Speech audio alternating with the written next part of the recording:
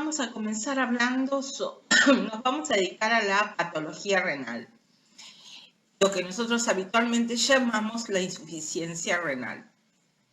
La podemos dividir, como ustedes ven acá en el esquema, en dos grandes grupos. Es lo que vamos a tratar de diferenciar en la clase de hoy. Lo que ven a la izquierda es la insuficiencia renal aguda, diferente a lo que nosotros llamamos la insuficiencia renal crónica.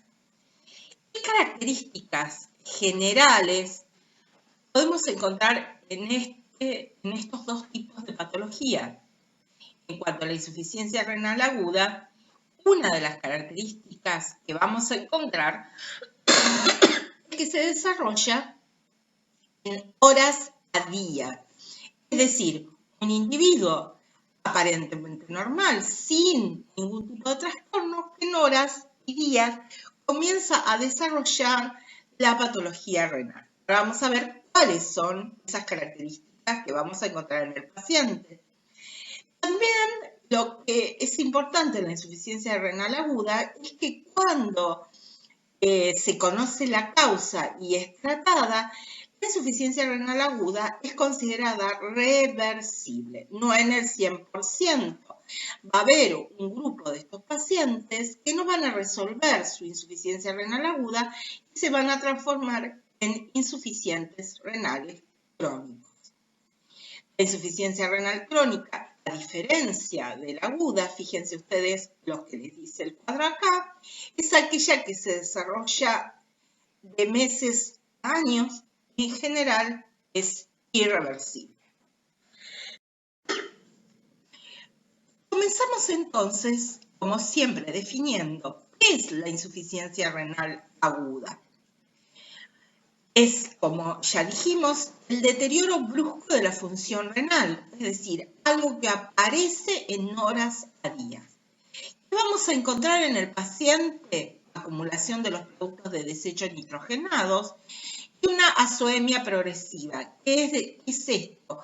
Un aumento de estos productos nitrogenados en sangre que va a ser progresiva, va a ir en aumento. Además, el paciente se caracteriza por tener alteraciones en el equilibrio hidroelectrolítico y ácido base. Como verán ustedes acá, muchos de los datos que definen lo que es una insuficiencia renal aguda son de laboratorio. Por eso es importante que entendamos, porque nosotros vamos a ayudar al médico mucho para que pueda hacer su diagnóstico y para el posterior tratamiento de su paciente. Además, ¿qué podemos encontrar en la insuficiencia renal aguda? Reducción del flujo urinario. Recuerden, nosotros definimos a la oliguria cuando el volumen de orina es menor a 400 mililitros por 24 horas. Ahora bien, las insuficiencias renales agudas, no en el 100% vamos a encontrar oliguria. Algunas de ellas se dice que el 60% cursan con oligurias, pero hay un grupo que pueden cursar con diuresis normal y aún están descritas las que presentan poliuria, es decir, aumento del volumen urinario. También tienen estos pacientes muy característicos los trastornos hidroelectrolíticos, es decir, en el manejo del agua y de los iones, acidosis metabólica, hiperuricemia, y entre los iones vamos a encontrar hiperpotasemia, aunque hay algunas que pueden presentar hipopotasemia, como aquellas que cursan insuficiencias renal agudas que cursan con poliuria.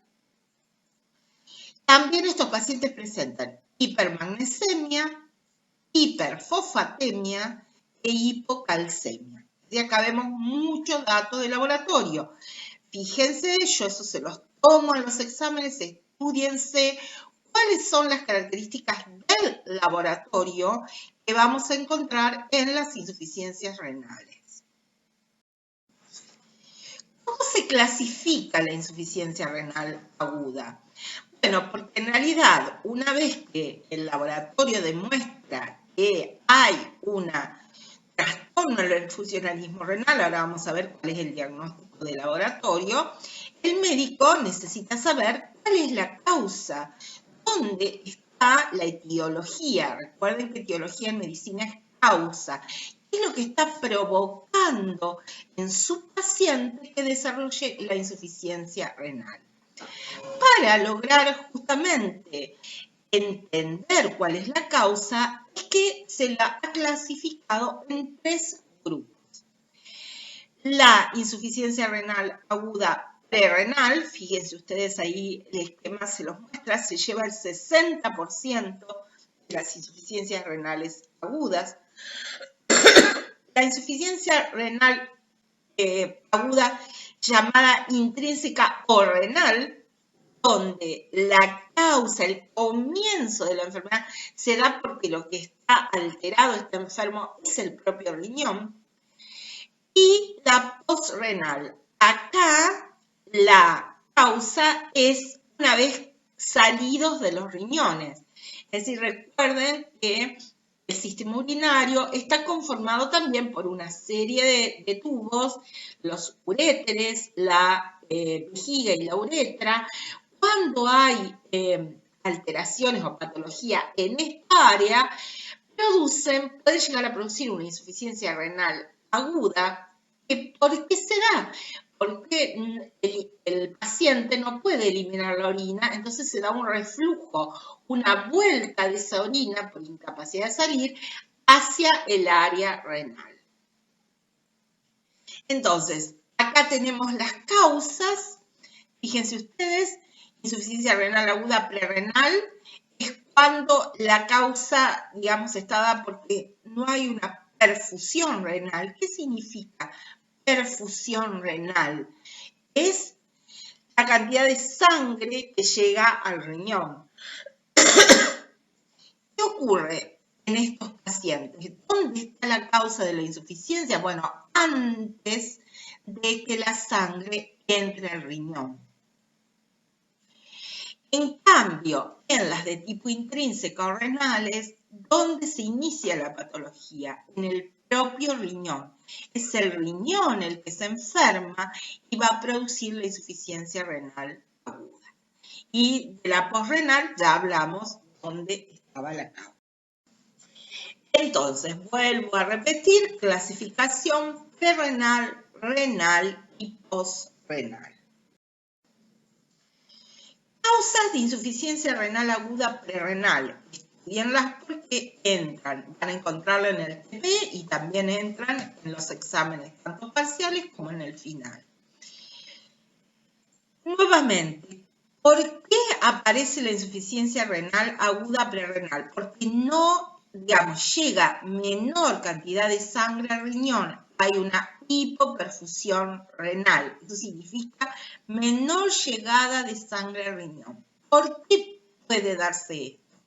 Bueno, acá ustedes tienen el listado de las causas.